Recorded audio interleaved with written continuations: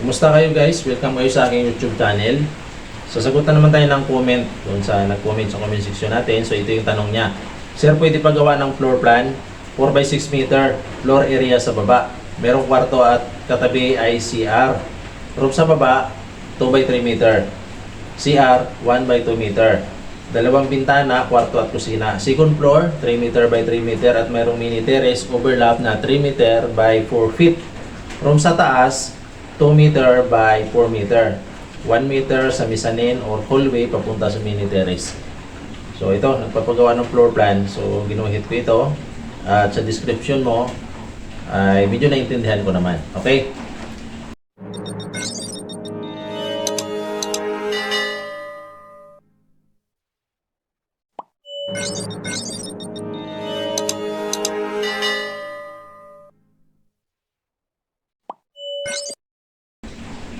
Sa baba, ang area is 4 meter by 6 meter, 24 square meter ito. At lalagyan natin yung kwarto na 2 meter by 3 meter. At katabi niya ICR na ang sukat is 1 meter by 2 meter. Tapos yung mezzanine mo, ang kabuuang area ng mezzanine mo na i-slab natin is 4 meter by 3 meter. Okay? Tapos yung kwarto mo sa mezzanine mo is 2 meter by 4 meter. Tapos may natira na 1 meter, yun yung magiging hallway mo. So doon din banda yung hagdan nilalagay sa papuntang hallway na yan. So okay. So pwede mo naman i-revise yung mga bintana kung saan mo ilagay yan. Kasi yung description mo, may dalawang bintana. Isa sa kusina at isa sa kwarto. So sa taas hindi ako maglalagay ng bintana kasi dalawang bintana lang yung suggest mo. Okay? Yung kailangan lang naman kasi yung bintana kasi pag nag-estimate tayo ng hollow block, so ibabawas natin yung butas na yun, bintana. Ganon din yung mga pinto. So, okay. 24 square meter mezzanine house. Ito yung layout ng kulo mo o yung poste mo. Okay, 6 na poste yung ilalagay natin. At yung 4, siyempre doon yun sa mga corner, sa mga kanto. Tapos yung dalawa sa side ng 6 meter. Okay, yung dalawang poste sa gitna siya ng side ng 6 meter. Okay. Ang recommended na size ng kulo mo para sa 1-story residential na may mezzanine is 25 cm by 25 cm. Okay? 250 mm yan by 250 mm kung sa mm. Tapos sa inches, 10 inches by 10 inches. Okay. 6 na main bar yung ilalagay natin sa mga poste mo. Okay. 12 mm yung gagamitin natin. At gagamit tayo ng 9 mm para sa mga stirrup. Spacing natin sa mga dulo, top at bottom is 10 cm. Mga 60 yun. Mga 60 cm, lalagyan mo siya ng spacing na 10 cm. Okay? Tapos yung sa gitna na, okay, kasi dito sa puno, mas makitid yung allowance natin, 10 cm. Tapos pagdating doon sa ilalim ng biga, 10 cm din. Tapos dito sa gitna, ang ilalagay lang natin na spacing sa mga stirrup mo is 17 cm. Okay? So, sisimulan natin yung pag-estimate. Unahin natin yung poste. Pero bago natin umpisahan yung pag-estimate natin kung ilang piraso yung magagamit natin na simento, bakal, buhangin, graba, okay, pati yung plywood na gagamitin natin at kukulamber. Inanyayahan ko muna kayo mag-like. Kung magustuhan nyo yung video natin, i-like nyo. Libre naman yan. Mag-subscribe, okay? Kung nagustuhan nyo yung video natin, subscribe kayo para sa susunod ko na mga gagawin ng mga video, makapanood nyo agad. Okay, kung may katanungan kayo, comment lang kayo guys. Okay? At saka, salamat na rin pala sa nag-donate sa akin. Dito sa nag-request na to, nag-donate siya sa akin via Super Thanks. Okay, kung gusto nyo pa-estimate, pwede kayong mag-donate sa akin via Super Thanks. Pindutin nyo yung thanks sa baba, yung may S tapos thanks. Gagay kayo niyan kung paano kayo makapag-donate sa akin. Medyo mahirap kasi mag-estimate. Google ka ng medyo mahabang oras. Okay? So ito na. Umpisa natin sa column mo. Ang area ng column mo is 25 cm by 25 cm.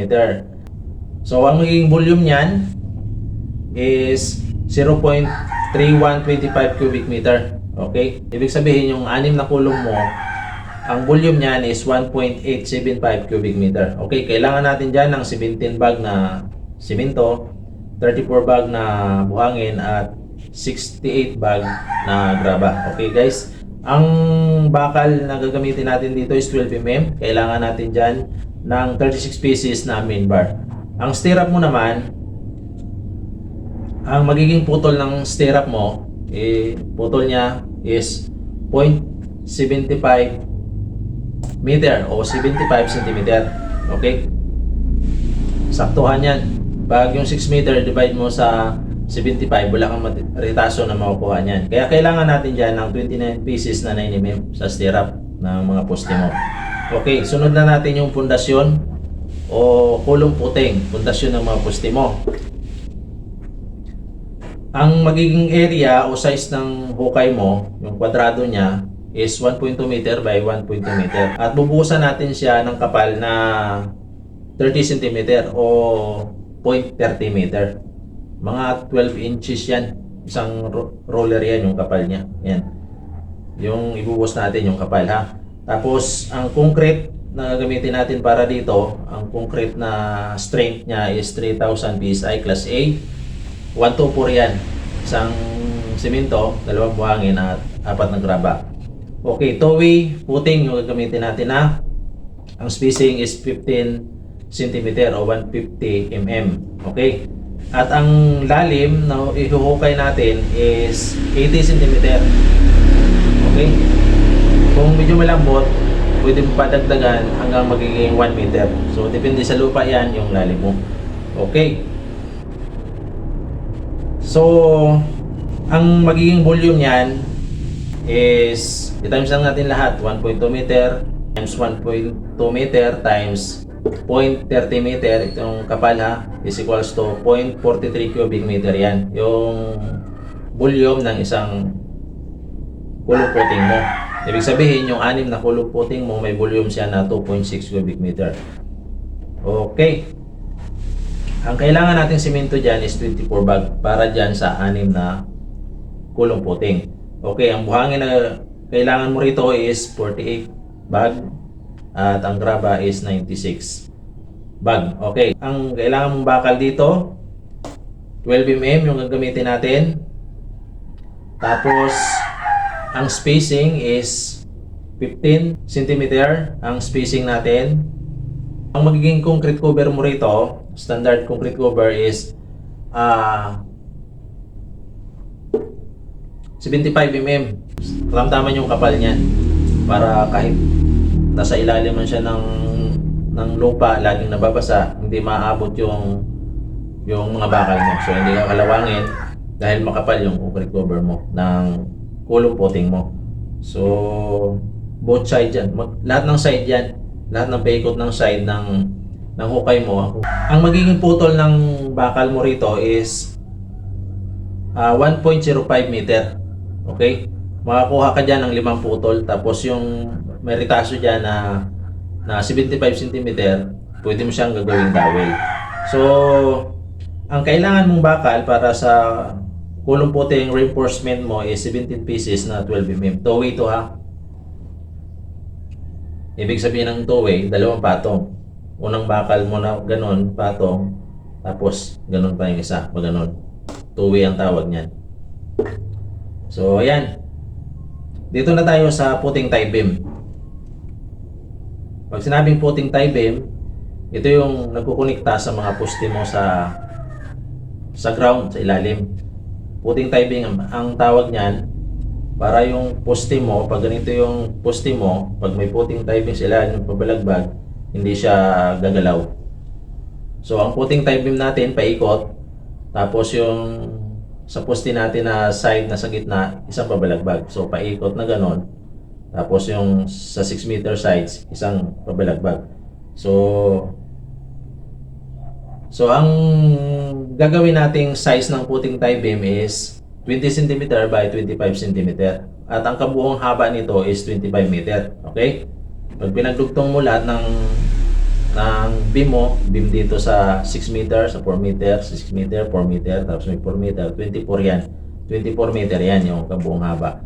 So 1.2 cubic meter yan. Kailangan natin diyan ng simento na 11 bag, buhangin na 22 bag, at graba na 44 bag. Ang kailangan nating bakal diyan na gagamitin is 4 pieces na main bar. So 17 pieces ang kailangan natin na 10 mm lang yung gagamitin natin dito guys ha. Okay? Kasama na yung dinugtungan diyan sa 17 pieces. Ang stirrup naman natin na gagamitin, so 9 mm ang gagamitin natin ha. So ang mga spacing niyan, tulad ng nasabi ko kanina, sa dulo-dulo is 10 cm ang spacing, sa gitna is 17, tapos sa kabilang dulo naman is 10 cm ang spacing. So ayan. At ang putol natin dito is 66 cm o 0.66 meter. Kasama na yung hook niyan sa stirrup niyan. So kailangan natin diyan ng 18 pieces na 9 mm. O kasama na yung hook niyan. So 18 pieces na 9 mm ang kailangan natin sa stirrup para diyan sa puting tie beam mo. Okay, isusunod na natin yung floor beam. So ito yung floor beam sa taas. So ganun din ang haba nun. Parehas lang yun doon sa puting tie beam kasi paikutin mo rin siya ng beam pa gano'n, tapos isang pabalagbag. So ganun din ang haba niyan, 24 meter. So ang size na gagamitin natin, medyo lakihan natin ng unti. So 20 meter by 0.30 meter. Ibig sabihin 20 cm by 30 cm by 24 meter. So 1.44 cubic meter ang volume niyan. Kailangan natin dyan ng 13 bag na simento, buhangin 26 bag, graba na 52 bag. Ang bakal na kailangan natin dyan sa floor beam, sa beam natin sa taas, 6 pieces na main bar ang kailangan natin dyan na 12 mm. Tapos kailangan natin dyan ng 26 pieces na main bar. Okay, 26 pieces na 12 mm ang kailangan natin dyan. Tapos yung stirrup na kailangan natin dyan, so ganun din, 9 mm ang gagamitin natin. Tapos mga spacing na nabanggit natin kanina. So kailangan natin dyan ng 20 pieces na 9 mm. Ang putol natin dito ng stirrup natin is 0.75 meter o 75 cm. Kasama na rin yung hook dyan sa mga stirrup na yan. So ayan,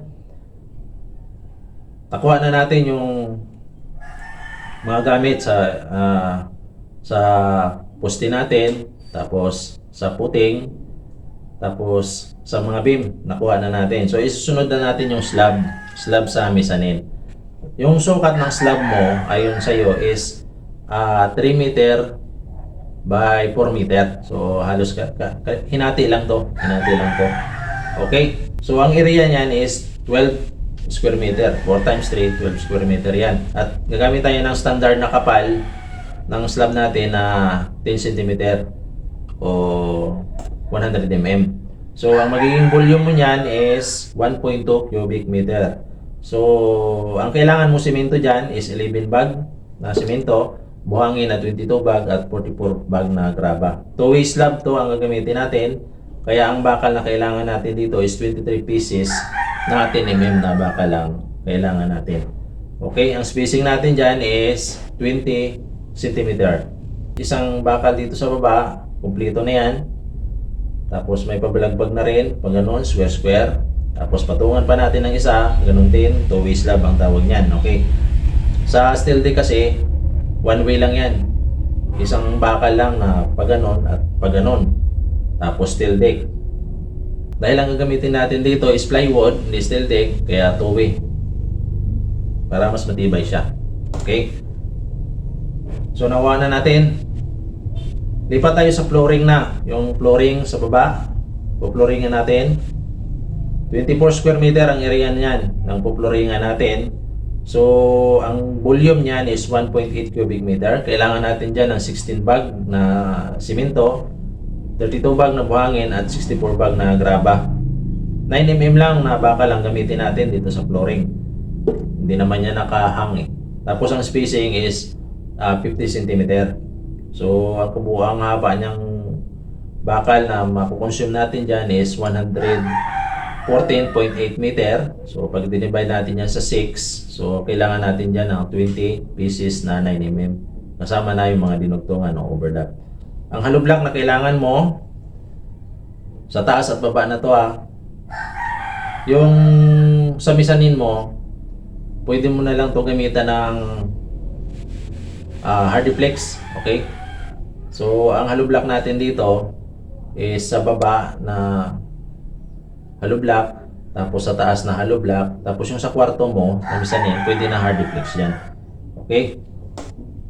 So, 843 pieces na D4 ang kailangan mong hollow block dyan. Okay, ang mix ratio na gamitin mo sa hollow block mo is class C lang to. Isang buhangin, isang simento, 4 na buhangin. So, kailangan mo dyan ng 28 bag na simento at 112 bag na buhangin. So, ito na tayo sa plywood na gamitin mo. Mas maganda kung pinolik plywood na gamitin mo para sa mga beam mo. Okay? Beam sa baba at beam sa taas, plywood at kuko lumber. So, kailangan mo ng 14 pieces na plywood yan. Okay? So, mas maganda yung ginamit mo na pangpurma sa mga poste mo, pwede mo rin gamitin doon sa mga beam. Kuko lumber na kailangan mo rito na 2x2 by 3 meter. Bali yung 2x2 mo, 2x2 by 3 meter is 16 pieces para sa studs. Tapos yung 2x3 by 3 meter mo is 31 pieces para sa braces and wheel. Okay, yan yung kailangan mo. So, ang plywood mo naman para sa slab, ang gagamitin mo palang plywood dito, ang kapal niya is 1/2. Okay? So, 4 pieces na plywood ang saktong-sakto para dyan. 4 hanggang 5 plywood ang kailangan mo dyan. Yung 5 may allowance ka lang para sa mga putol na nasayang. Yung kuko lumber na ang gagamitin mo, so ito, inisa-isa ito sa joint mo, sa slab na to yung mga tukod mo, sa slab na to, mga gamit mo sa slab na to, itong sa joint 2x3 by 3 meter. Yung 3 meter na to, 10 feet to. So, sa joint mo, 2x3 by 10 meter, kuko lumber 10 pieces. Sa main girders mo, 2x3 by 10 meter, kuko lumber 4 pieces. Sa vertical post mo, 2x3 by 10 meter, 11 pieces. Tapos sa braces mo, 2x2 by 10 na kuko lumber, so 6 pieces. So, ayan, nabigyan kita ng idea kung ilan yung mga gamit mo ng mga materials, yung bilang ng mga materials na gagamitin mo. So, bahala ka na mag-presyo nito. Hindi ko na pipresyohan to. I-presyohan mo na lang sa inyo. So, tandaan mo lang yung mga bilang. Pwede mo panoorin ulit yung video at tandaan mo yung binanggit natin na bilang ng simento, bakal, buhangin, graba, plywood at mga kuko lumber, at presyohan mo na lang sa inyo. So, yung iba na hindi nabanggit, mga pako, alambre, at kung ano-ano pa na hindi ko nabanggit, so hindi kasali sa estimate natin okay. Meron naman na ibang namamakyaw na yung paghukay iniiba pa nila. So depende na lang sa kanila kung paano yung paniningil nila sa pakyaw nila. So hanap ka na lang dyan ng mas mababa na mga nangungontrata. Siyempre kung maraming namamakyaw sa lugar nyo, marami na kontrata, nagpapababaan sila niyan. So mamili ka lang kung sino mababa. Siyempre mas maganda bantayan mo yung construction mo, kasi kung wala ka lagi sa pinapagawa mong bahay, maaaring hindi maganda yung paggagawa nila. Siyempre pakyaw, minamadali, binibilisan, pero nasa sakripisyo naman yung tibay ng bahay mo. Mas maganda, bantayan mo lagi yung namamakyaw. Lalo na kung mababa yung singil nila. So, mas maganda, dyan ka lagi sa site. So, mayroon kayong katanungan guys, comment lang kayo. Mas maganda kung magbigay kayo sa akin ng unti. So, hindi naman ako nahihingi. Buong puso lang na donation ang gusto kong ibigay nyo sa akin. Siyempre, kung napilitan kayo, hindi naman masaya yan. So, mas maganda magbigay kayo via super thanks. Hindi ako nang hihingi via Gcash Pindutin nyo lang yung thanks dyan sa baba. I-guide kayo kung paano makadonate sa akin. Okay? Salamat.